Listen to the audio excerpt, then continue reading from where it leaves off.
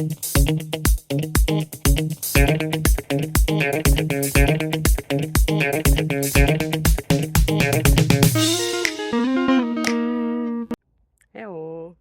So today is sports day, so it's time to do something for us, for our body, and of course for our mind. So how about this next question?